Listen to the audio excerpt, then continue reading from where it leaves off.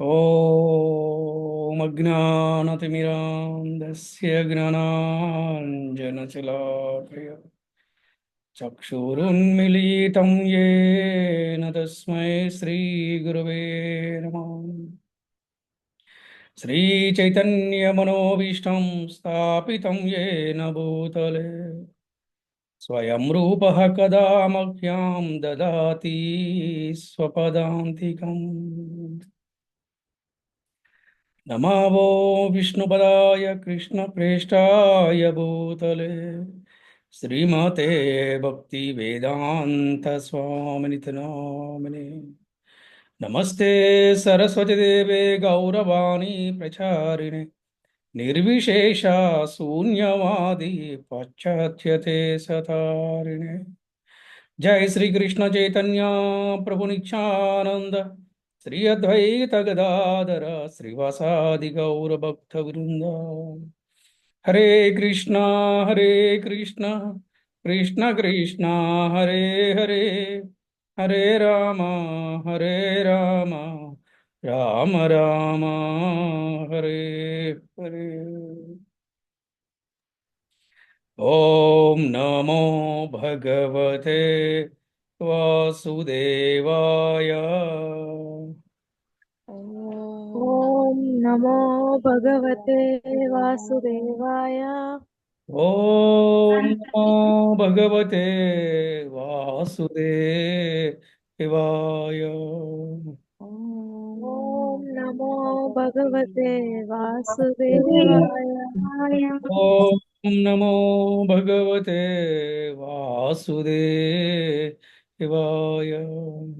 ॐ नमो भगवते वासुदेवाय। హరే కృష్ణ. భక్తులందరికీ శ్రీకృష్ణ శుభమస్తు. అలాగే ఈనాటి భగవద్గీత క్లాస్కి వచ్చేసినటువంటి భక్తులందరికీ కూడా ఆత్మీయ ఆహ్వానం పలుకుతాం. హరే కృష్ణ. మరి ఈ రోజున హరే మనము కృష్ణ. హరే కృష్ణ మాతాజీ. ధన్యవాద ప్రణామం గురించి. డబ్బురన్న మాతాజీ. హరే కృష్ణ. సో మనందరం కూడా గురు కృష్ణుడి దయ వల్ల 13 అధ్యాయాలను మనము చాలా చక్కగా మనం పూర్తి చేసుకున్నాము. మరి ఈ రోజున 14 అధ్యాయం మొదలు పెడుతున్నాము. ఈ యొక్క 14 అధ్యాయం పేరు ప్రకృతి త్రిగుణములు. ప్రకృతి త్రిగుణములు. మరి ఈ రోజున ఈ సెషన్ 74లో ప్రకృతి త్రిగుణాలు ఈ ఒక్క అధ్యాయానికి పేరు. మరి ఈరోజు మనం పెట్టుకున్న ఈ క్లాస్కి టైటిల్ పేరు ఏమిటంటే దివ్య జ్ఞానం అంటే ఏమిటి అనే దాని గురించి ఈరోజు మనము చెప్పుకునే ప్రయత్నం చేద్దాము. మరి 14వ అధ్యాయము 1వ శ్లోకం నుంచి 4వ శ్లోకం వరకు ఈరోజు మన క్లాస్ జరుగుతుంది. హరే కృష్ణ ప్రభు. గురుజీ ధన్యవాదాలు. దండ ప్రణామాలు గురుజీ. హరే కృష్ణ ప్రభు. దండోత్ ప్రణామం ప్రభు. హరే కృష్ణ. హరే కృష్ణ ప్రభుజీ. దండవత్ ప్రణామం ప్రభుజీ. హరే కృష్ణ మాతాజీ. దండోత్ ప్రణామం మాతాజీ. హరే కృష్ణ ప్రభు.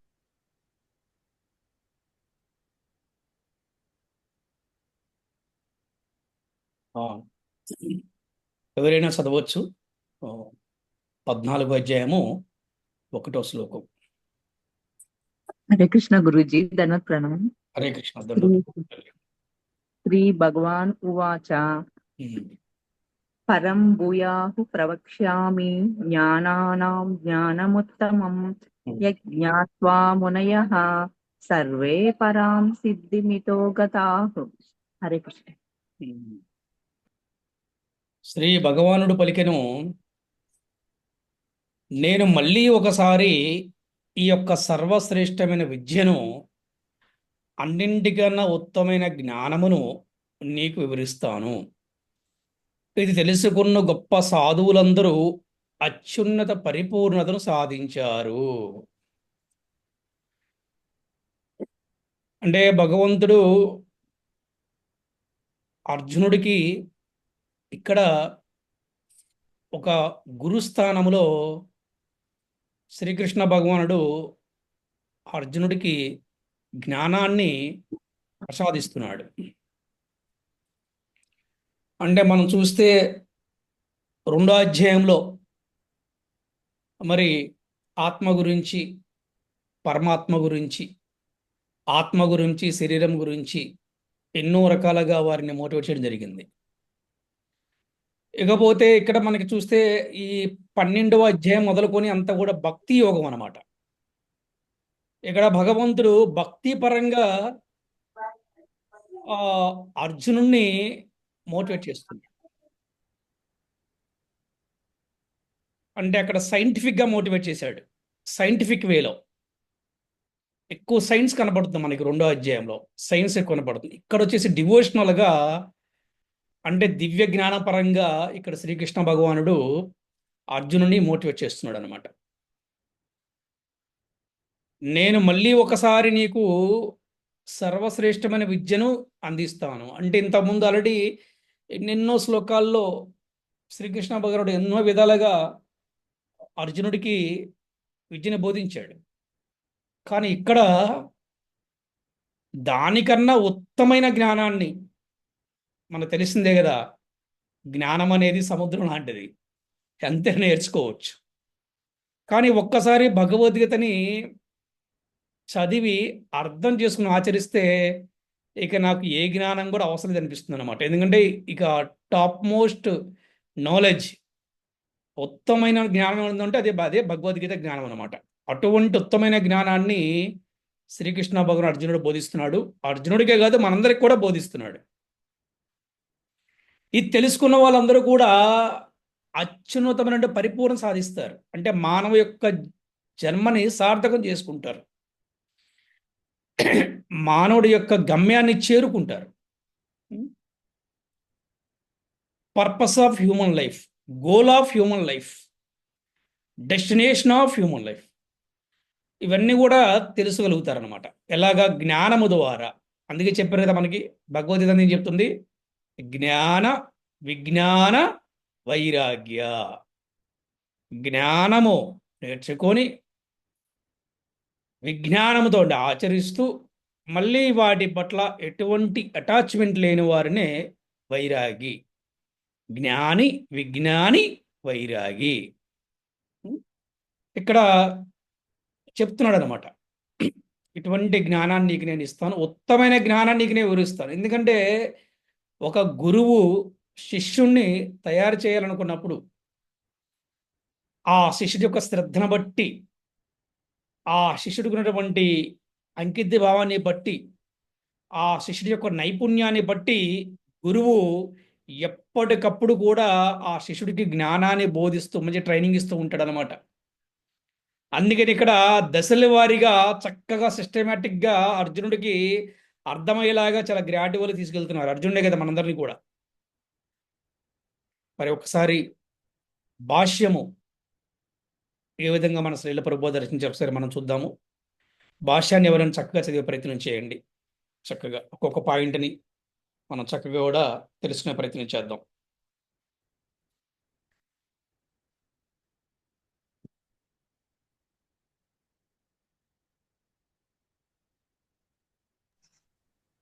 హరే కృష్ణ గురూజీ, పద్మావతి గురూజీ. చదవండి తల్లి. శ్రీల ప్రభుపాది వారి భాష్యం కి జై, శ్రీల గురుదేవ్ కి జై. 7వ అధ్యాయం నుండి 12వ అధ్యాయపు చివరి వరకును శ్రీకృష్ణ భగవానుడు పరతత్వమును, దేవాది దేవుడును అగు తనను గూర్చి స్పష్టంగా వివరించి ఉన్నాడు. ఇప్పుడు భగవానుడు తిరిగి అర్జునుకు మరింత అధికమైన జ్ఞాన వికాసమును కల్పించుచున్నాడు. ఎవరైనాను తాత్విక చింతను విధానము ద్వారా ఈ అధ్యాయమును అవగాహన చేసుకొనినచో వారు వెంటనే భక్తి యోగ అనగా భక్తియుక్త సేవను కూడా అవగాహన చేసుకొనగలరు. నమ్రతతో జ్ఞానమును పెంపొందించుకొనుట ద్వారా జీవుడు భౌతిక బంధముల నుండి విముక్తుడు కావచ్చునని గడిచిన 13వ అధ్యాయమున స్పష్టంగా వివరించబడినది. అట్లే ప్రకృతి త్రిగుణముల సంపర్కము చేతనే జీవుడు భౌతిక జగత్తున బద్ధుడగునని కూడా వివరింపబడింది. ఇప్పుడు ఈ అధ్యాయమునందు ఆ ప్రకృతి త్రిగుణములు ఎట్టివో అవి ఎట్లు వర్తించునో అవి ఎట్లు బంధ విమోక్షములను కలిగించునో దేవాది దేవుడైన శ్రీకృష్ణుడు వివరించుచున్నాడు. ఉమ్. ఈ అధ్యాయములందు తెలుపబడిన జ్ఞానము పూర్వపు అధ్యాయములందు విశదీకరింపబడిన జ్ఞానము కంటను ఉత్తమమని దేవాది దేవుడు ప్రవచించుచున్నాడు. ఉమ్. అట్టి జ్ఞానమును అవగాహన చేసుకొనుట ద్వారా పలువురు మహర్షులు పరమ సంసిద్ధిని సాధించి ఆధ్యాత్మిక జగత్తునకు చేరిరి. అట్టి జ్ఞానమునే భగవానుడు ఇప్పుడు మేలైన పద్ధతిన వివరించుచున్నాడు. ఈ జ్ఞానము ఇంతవరకు వివరింపబడిన ఇతర అన్ని జ్ఞాన విధానముల కంటేను మిక్కిలి ఉత్కృష్టమైనది. దీనిని అవగాహనము చేసుకొనుట ద్వారా పలువురు మునులు సంసిద్ధిని పొందిరి. కనుకనే ఈ చతుర్థ అధ్యాయమును అవగాహన చేసుకొనిన వారు పరిపూర్ణత్వమును పొందగలరని తప్పక ఆశింపవచ్చును. హరే కృష్ణ గురించి. ఇటువంటి జ్ఞానము ఎందుకంటే ముఖ్యంగా మనకి ఇటువంటి దివ్య జ్ఞానము ఎందుకు, ఇటువంటి అవగాహన ఎందుకు, జ్ఞానాన్ని ఎందుకు మనము అభివృద్ధి చేసుకోవాలి అంటే గనక ముఖ్యంగా బంధ విముక్తులు అవ్వాలి. బంధాల నుంచి విముక్తులు అవ్వనంత వరకు ఎవరు కూడా భగవంతుని చేరుకోలేరు.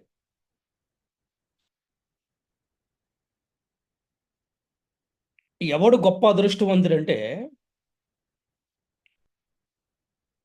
ఈ ప్రపంచంలో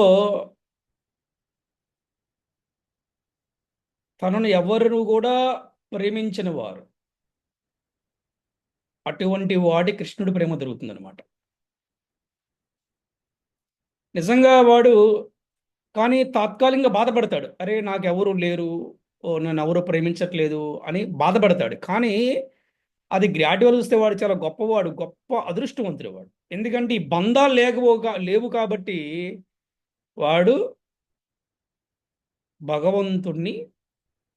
భగవంతుడి పట్ల ప్రేమగా ఉండగలడు, భగవంతుడి ప్రేమగా సేవ చేయగలడు, భగవంతుడు చేరుకోగలడు. బంధం అనేది అయితే మరి ఈ మానవ సంబంధాలు ఏంటంటే, కుటుంబ సంబంధాలు ఏంటి తప్ప అంట? తప్పైతే ఏం కాదు, కానీ ప్రతిదానికి ఒక పరిమితి ఉంది.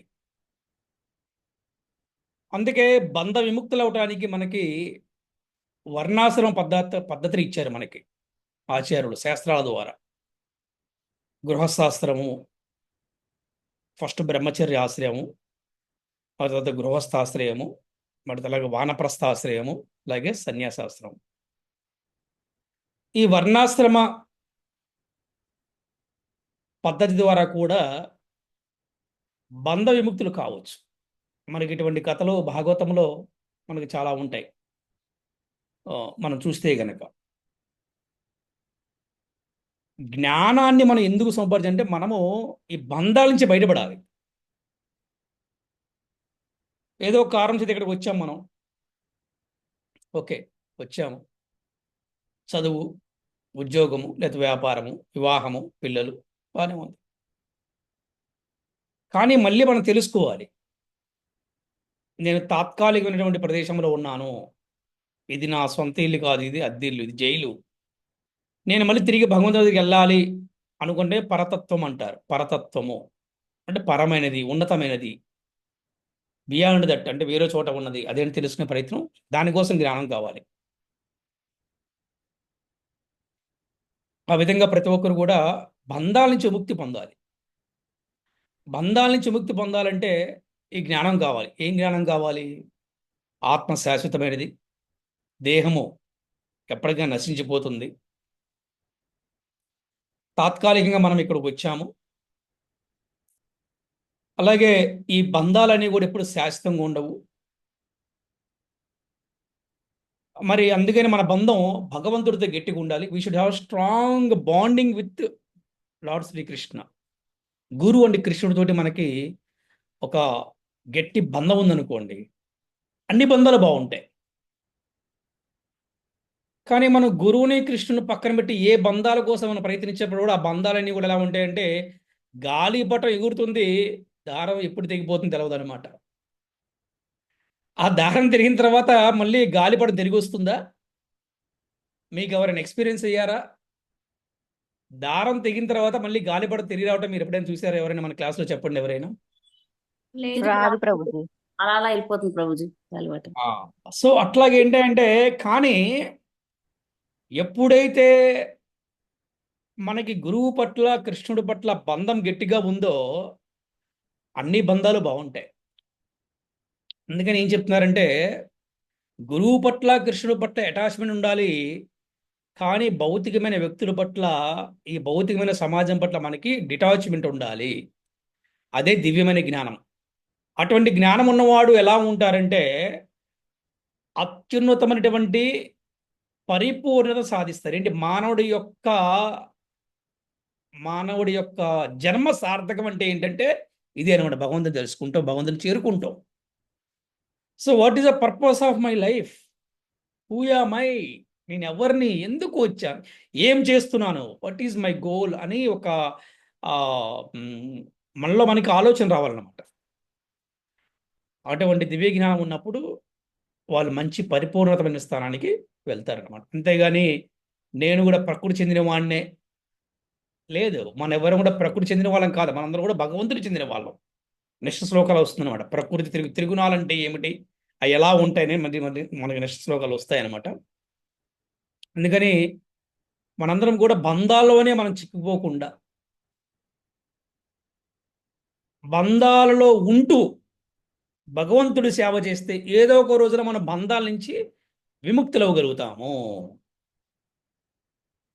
హరే కృష్ణ. రెండో శ్లోకం ఎవరైనా చదవచ్చు.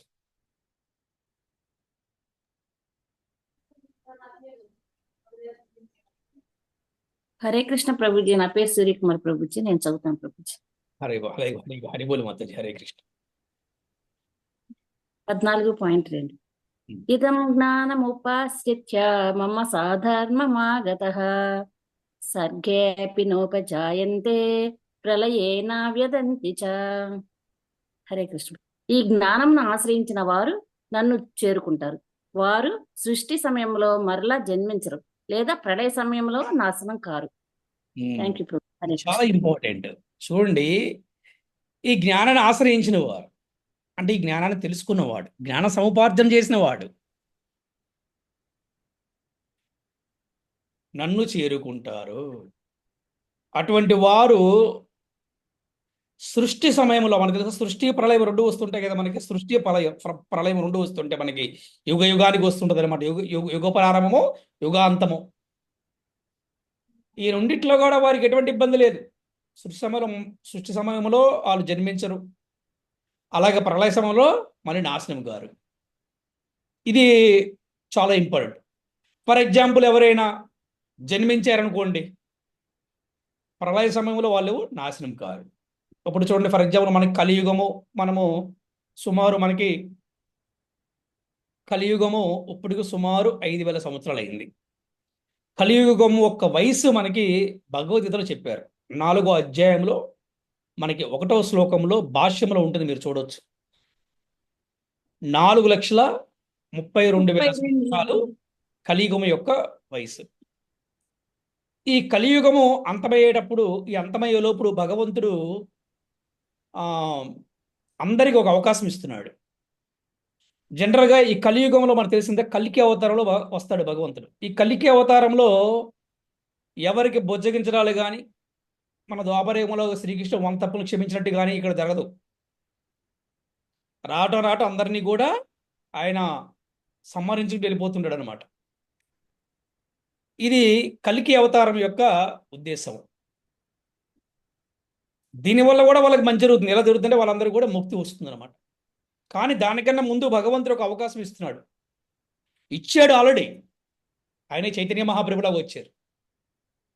It is a last chance for all human beings అనమాట. It is last chance.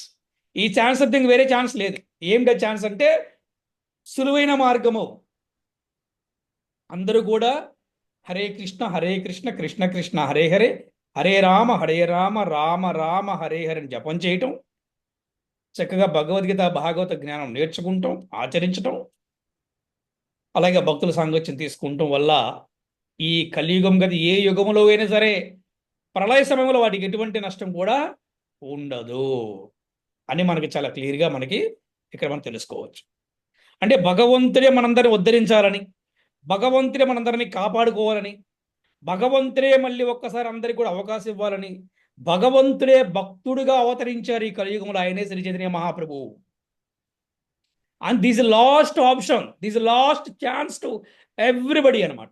ప్రతి ఒక్కరికి అవకాశం అన్నమాట. ఈ అవకాశాన్ని కనుక మిస్ చేసుకుంటే కలికి అవతారం చేత వారు సంహరించబడతారు. ఎవరైతే పాపాలు చేస్తున్నారో, ఎవరైతే అధర్మం చేస్తున్నారో, ఎవరైతే తప్పులు చేస్తున్నారో, ఎవరైతే అపరాధాలు చేస్తున్నారో,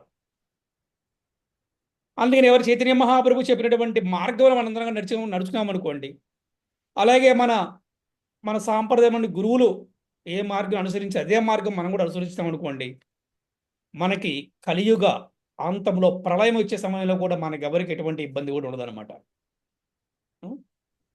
ఇది జ్ఞానం అంటే.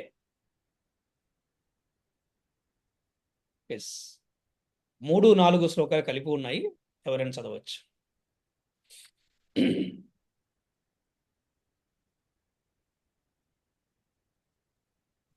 నెక్స్ట్ ప్రభుజీ నేను చదువుతాను.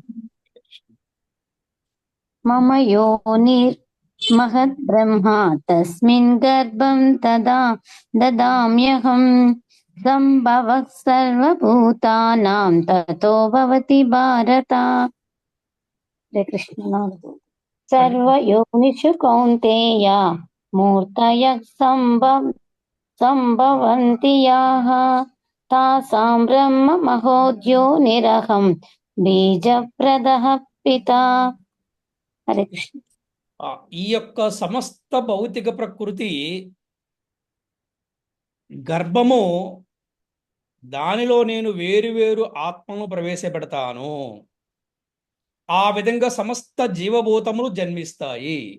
ఓ కుంతీపుత్రుడా, పుట్టిన సమస్త జీవరాశులకు ఈ భౌతిక ప్రకృతియే గర్భము, మరియు నేనే బీజమునిచ్చే తండ్రిని.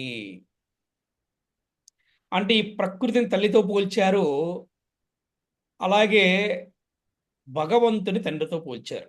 చాలామంది అనుకుంటుంటారు ప్రకృతిని అమ్మవారిలాగా భావించి, అలాగే అమ్మవారి ద్వారా నీ సృష్టి జరిగింది చెప్పి అనుకుంటూ ఉంటారు. వారికి సమాధానం ఇక్కడ ఏం చెప్తున్నారంటే, ఈ భౌతిక ప్రకృతి అనేది గర్భం లాంటిది, కానీ బీజాన్ని ఇచ్చేవాడిని మాత్రం నేనే. అంటే ఏ విధంగా అయితే తండ్రి లేకుండా తల్లి గర్భం దాల్చడం అది సాధ్యపడే విషయం కాదు, అలాగే ఈ సమస్త సృష్టి మొత్తానికి కూడా బీజం ఇచ్చేవాడు ఎవరంటే భగవంతుడు అనే విషయాన్ని తెలుసుకోవాలి. మేబీ భగవంతుడు కనబడకపోవచ్చు, కానీ భగవంతుడే ఈ సమస్త ఈవెన్ భౌతిక ప్రకృతికి కూడా, ఈ భౌతిక ప్రకృతి అనే గర్భానికి కూడా భగవంతుడే బీజాన్ని ఇచ్చేవాడు. ఒకసారి 4వ శ్లోకంలోని భాష్యాన్ని ఎవరైనా చదివే ప్రయత్నం చేయండి.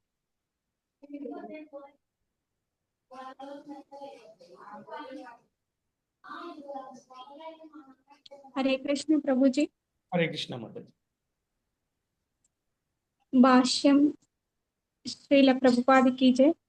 దేవదేవుడైన శ్రీకృష్ణుడే సకల జీవులకు అధిపిత అయినా ఈ శ్లోకంలో స్పష్టంగా వివరించబడింది, భౌతిక ప్రకృతి ఆధ్యాత్మిక ప్రకృతి సమ్మేళనాలే జీవులు. అటువంటి జీవులు ఈ లోకంలోనే కాకుండా ప్రతి లోకంలో చివరి వరకు బ్రహ్మ ఉండే అత్యున్నత లోకంలో కూడా కనిపిస్తారు. సర్వత్రా జీవులు ఉన్నారు. భూమి లోపల జీవులు ఉన్నారు. నీళ్లలోను అగ్నిలోను కూడా వారు ఉన్నారు. తల్లి అయిన భౌతిక ప్రకృతి కృష్ణుడి బీజ ప్రదానం కారణంగానే ఈ రూపాలని సంభవించాయి. సారాంశం ఏమిటంటే, భౌతిక జగత్తులో జీవులు బీజ రూపంలో ఉంచబడగా సృష్టి సమయంలో తమ గత కర్మలను అనుసరించి వారందరూ వివిధ రూపాలలో బయటికి వస్తారు. హరే కృష్ణ ప్రభుజీ. చూసారు కదా, చాలా చక్కగా చెప్పారు. అంటే ఈ ఒక్క ఆత్మలన్నీ కూడా బీజ రూపంలో భగవంతుడు ఉంచుతాడు. కానీ ఎప్పుడైతే ఈ ప్రళయం జరిగిపోతుందో, మళ్ళీ సృష్టి ఆరంభమవుతుందో, మళ్ళీ భగవంతుడు ఈ బీజరూపంలో నుండి ఆత్మలని ఈ భౌతిక ప్రకృతి అనే గర్భము ద్వారా ఆయన మళ్ళీ సృష్టి చేస్తాడనమాట. అంటే ఎలాగా? పూర్వజన్మ వీరు చేసినటువంటి కర్మానుసారము ఈ జన్మలో వారు ఏ తల్లి గర్భాన్ని జన్మించాలి, ఏ వంశములో జన్మించాలి, ఏ ప్రాంతంలో జన్మించాలి, జన్మించిన దగ్గర నుంచి ఎన్ని సంవత్సరాలు ఎలా జీవించాలి, అంటే ఎలాగా బాల్యంలో ఒకలాగా, కౌమారంలో ఒకలాగా, యుక్త వయసులో ఒకలాగా రకరకాలుగా మనం చూస్తూ ఉంటాం. చిన్నప్పుడు వాడు పిచ్చి వాళ్ళ ఉంటాడు, కానీ వాడు పెద్ద అయిన తర్వాత చాలా టాలెంటెడ్ అయిపోతుంటారు. మనం చూస్తూ ఉంటాం బయట కొంతమందిని మనం. అంటే ఇలాగా పూర్వజన్మ చేసినటువంటి కర్మానుసారము ఈ జన్మలో వారి వారి కర్మలను అనుసరించి వారికి ఆ విధి నుండి జన్మలు వస్తాయన్నమాట. అంటే వాడు పుణ్యం చేస్తే పుణ్యకర్మ, పాపము చేస్తే పాపకర్మ. ప్రతిదానికి కూడా ఉంది. ఫర్ ఎగ్జాంపుల్, బాగా చేసే మంచి మంచి సమాజ సేవ, జీవహింస లేకుండా ధార్మిక కార్యక్రమం చేసిన వాడు బ్రాహ్మణ కుటుంబంలో పుడతాడు తప్పకుండా. బ్రాహ్మణ కుటుంబంలో పుట్టిన తర్వాత కూడా అతను బ్రాహ్మణంగా జీవించాలి. లేకపోతే నెక్స్ట్ జన్మలో ఇతను బ్రాహ్మణుడు జన్మ తీసుకున్న గ్యారంటీ లేదనమాట. సో కర్మ అనేది ఎవరిని కూడా విడిచిపెట్టదు. ఈ విషయం మనం చాలా క్లియర్గా తెలుసుకోవాలి. కర్మ సిద్ధాంతము చాలా గొప్పదనమాట. అందుకని వారి యొక్క పూర్వజన్మ కర్మానుసారము మళ్ళీ ప్రస్తుత జన్మలో వారు జన్మ తీసుకుంటారు.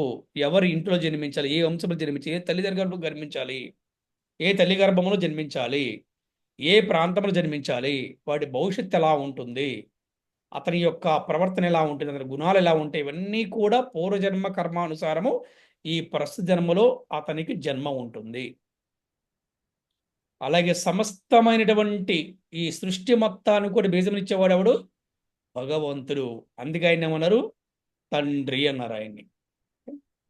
హరే కృష్ణ కృష్ణ కృష్ణ హరే హరే, హరే రామ రామ రామ హరే హరే.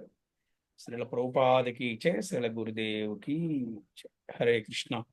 శివలో మీలో ఎవరికైనా ఈ రోజు అయినటువంటి క్లాసు గురించి మీకు డౌట్స్ ఉన్నా, సందేహం ఉన్నా అడగవచ్చును. హరే కృష్ణ. లేని వాళ్ళే భగవంతుడితో సంబంధం కలిగి ఉంటారన్నారు. అసలు బంధం లేకుండా ఎలా వస్తాం ప్రభుజీ? చాలా బంధాలు ఆకాశంలో చూడిపడంతా చాలా బంధాలు ఉంటాయి. చిన్నప్పటి నుంచి బాగా స్నేహితుల దగ్గర నుంచి, బ్లడ్ రిలేషన్ దగ్గర నుంచి, తర్వాత భర్త చాలా ఉంటాయి కదా ప్రభుజీ, తర్వాత పిల్లలు. అవును. మరి అంతే కదా. అప్పుడు అందుకేమన్నారంటే సంసార సాగరం అన్నారు, ఊరికి నల్లలేదు. ఇది ఒక సముద్రం లాంటిది అనమాట. అయితే ఈ సాగరాన్ని గురుదేవుల కృపతోటి, కృష్ణ కృపతోటి మనము దాటవచ్చు అనమాట. ఇందులోనే ఉండిపోకూడదు అనేది ఒక ఉద్దేశం. సో ఏంటి అంటే దీనికి ఎలాగ చెప్పాలంటే, మనం బాధ్యతగా మన సంతానం పట్ల, మన కుటుంబం పట్ల బాధ్యతగా ఉండి, అందరితో ప్రేమగా ఉండి, బట్ కృష్ణుణ్ణే ప్రేమిస్తూ, అందరితో స్నేహంగా ఉండి, బట్ కృష్ణునితోనే స్నేహం చేస్తూ చేసుకోవాలన్నా ఫస్ట్ బంధాల నుండి విముక్తి చెందాలని చెప్పారు ప్రభుజీ. అది అంత తేలికైనా అనిపిస్తుంది మళ్ళీ ప్రభుజీ. సాధనతో సాధించవచ్చు ఎన్నో. ఓకే, నేను తాత్కాలికంగానే ఇక్కడికి వచ్చాను అనేది ముందు తెలుసుకోవాలి. దీన్నే పరతత్వం అని కూడా అంటారు.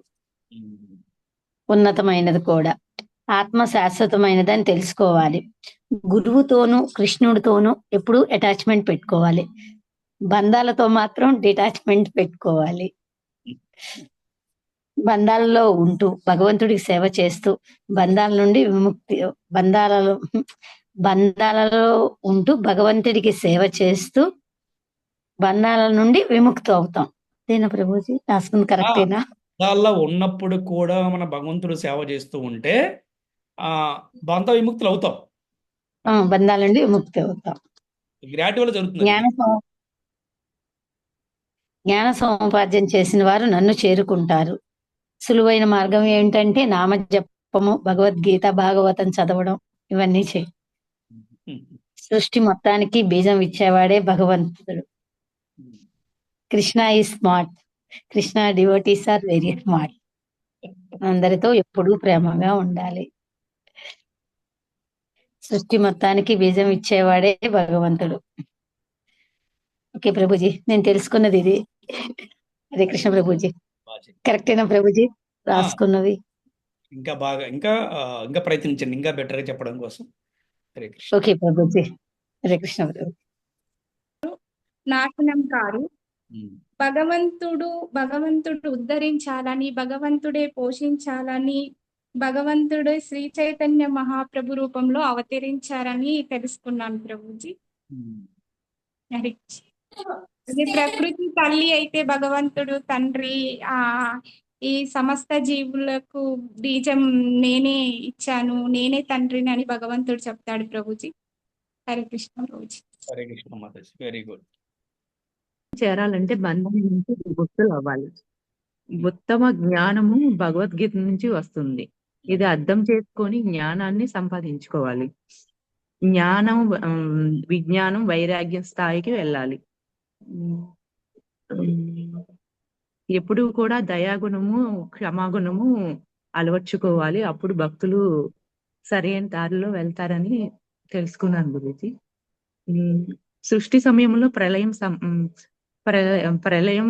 సృష్టి సమయంలో ప్రళయం వచ్చిన కూడా నాశనం అయినా కూడా భక్తులు ఎప్పుడూ కూడా ఆత్మవిశ్వాసంతో ఉంటారు. అంటే ఈ భౌతిక సృష్టి సమయంలో కానీ ప్రళయ సమయంలో కానీ భక్తులు ఎప్పుడు నశించరని చెప్పి చెప్తున్నారు అనమాట. అంటే వాళ్ళు సృష్టి సమయంలో జన్మించరు. ఒకవేళ జన్మించినా కూడా ప్రళయ సమయంలో కూడా వాళ్ళకి ఎటువంటి ఇబ్బంది ఉండదు. కృష్ణ చైతన్యంతో ఉంటారు కాబట్టి. ఈ భౌతిక ప్రకృతికి నేనే బీజాన్ని, నేనే అని భగవంతుడు చెప్తున్నాడు గురుజీ. ఇప్పుడు హరే కృష్ణ గురుజీ, ఇప్పుడు ఏకాదశి రోజు చనిపోతే వాళ్ళు వైకుంఠానికి వెళ్తారని చెప్తున్నారు గురుజీ. అది కరెక్టేనా? ఎస్, కరెక్టే మాతాజీ. అంటే అన్ఎక్స్పెక్టెడ్ గా యాక్సిడెంట్ అయినా అట్లా వాళ్ళు అసలు చాలా మంది తన ఒక విషయం ఏంటంటే భౌతికంగా చూస్తారు. వాడికి యాక్సిడెంట్ అయింది, వాడు హాస్పిటల్లో ఉండి పోయాడు, మంచాన పోయిన వాడు అదృష్టవంతుడు అంటారు. అట్లా కాదు. ఏ విధంగా పోయినా కూడా అది మంచిదేనమాట. అంతేగాని వారు ఏ విధంగా అంటే మన భక్తులు కూడా కొంతమంది యాక్సిడెంట్లో వారు శరీరం విడిచిపెడతారు, కేవలం శరీరాన్ని విడిచిపెడతారు అంతే. సో అందుకని ఏ విధంగా అయినా సరే వాళ్ళు భగవంతుని చేరుకుంటాం ముఖ్యం అనమాట. అందుకే ఏకాదశి రోజున ఎవరైనా కూడా శరీరం విడిచిపెడితే గనక వారికి వైకుంఠం చేరుకుంటారని మన శాస్త్రం చెప్తుంది అనమాట. అంటే మా చుట్టాల్లో ఒకళ్ళు 5 years ముందు వాళ్ళ అమ్మగారు చనిపోయారండి. 5 years తర్వాత అదే కరెక్ట్ గా ఆ రోజు వాళ్ళ అబ్బాయి చనిపోయారు, యాక్సిడెంట్ అయ్యి. ఈ మధ్య కేసర్ దగ్గర మీరు వినే ఉంటారేమో, నేను వెళ్ళలేదు. అక్కడ యాక్సిడెంట్ అయింది. ఒకటి మాత్రం ఏదైనా అంటే ఏకాదశి రోజున జన్మ తీసుకుంటాం కానీ ఏకాదశి రోజున శరీరం విడిచిపెడతాం కానీ రెండు కూడా ఉత్తమైందే అని మనం ఆచార్య ద్వారా తెలుసుకున్నాం. మళ్ళీ జన్మ అంటూ ఉంటుందా గురూజీ వాళ్ళకి? జనరల్గా వైకుంఠానికి గోలోకానికి వెళ్ళిన వారికి జన్మ అయితే ఉండదు. కానీ వీళ్ళకి అక్కడ మళ్ళీ ట్రైనింగ్ ఇస్తారు. అంటే వీళ్ళకి మన భక్త బృందం అక్కడ మళ్ళీ ట్రైనింగ్ ఇస్తారు పైన. అంటే వీళ్ళు చేసిన తప్పులకి అక్కడికి వెళ్తాను, ఇంకా వీళ్ళకి అర్హత రాకపోతే కనుక అక్కడే ట్రైనింగ్ ఇస్తారు, ఇక్కడికి మాత్రం రారు అని చెప్తున్నారు మన ఆచార్యులు శాస్త్రాల ద్వారా. అంటే వైకుంఠానికి కానీ గోలోకం చేరుకున్న వారు మళ్ళీ తిరిగి రారు. అక్కడే వాళ్ళకి కావాలంటే ప్రాపర్గా వాళ్ళకి మళ్ళీ శిక్షణ ఇస్తారు అక్కడ. అది వీళ్ళు కాకుండా ఇంక ఏ లోకానికి వెళ్ళినా కూడా మళ్ళీ రావాల్సిందే. వాళ్ళు స్వర్గానికి వెళ్ళినా నరకానికి ఎక్కడికి వెళ్ళినా కూడా మళ్ళీ తిరిగి రావాల్సిందే అని చెప్తారు. హరే కృష్ణ ప్రభుజీ, ఇది శాస్త్ర ప్రామాణికం. హరే కృష్ణ కృష్ణ కృష్ణ కృష్ణ కృష్ణ హరే రామ రామ రామ హరే కృష్ణ కృష్ణ హరే హరే హరే రామ రామ హరే కృష్ణ కృష్ణ కృష్ణ హరే హరే హరే రామ రామ రామ హరే హరే హరే కృష్ణ పంచకల్పతరుభ్యశ్చ కృపా సింధుభ్యేవ చ పతితానాం పావనేభ్యో వైష్ణవేభ్యో అనంతకోటి వైష్ణవ భక్త బృందకి జై. హరి హరి బోల్. హరే కృష్ణ. హరే కృష్ణ ప్రభుజీ, ధన్యవాద ప్రణామములు. హరే కృష్ణ మాతే దండ ప్రణామాలు. Thank you Prabhuji. హరే కృష్ణ ధన్యవాద ప్రణామం ప్రభుజీ. హరే కృష్ణ ప్రభుజీ, ధన్యవాద ప్రణామం. హరే కృష్ణ మాతే దండ ప్రణామం. హరే కృష్ణ ప్రభుజీ, ధన్యవాద ప్రణామం. హరే కృష్ణ మాతే దండ ప్రణామం. హరే కృష్ణ ప్రభుజీ, ధన్యవాద ప్రణామం. హరే కృష్ణ మాతే దండ హరే కృష్ణ ప్రభుజీ, ధన్యవాద ప్రణామం. ప్రణామాతజీ. హరే కృష్ణ. హరే కృష్ణ ప్రభుజీ. హరే కృష్ణ. హరే కృష్ణ.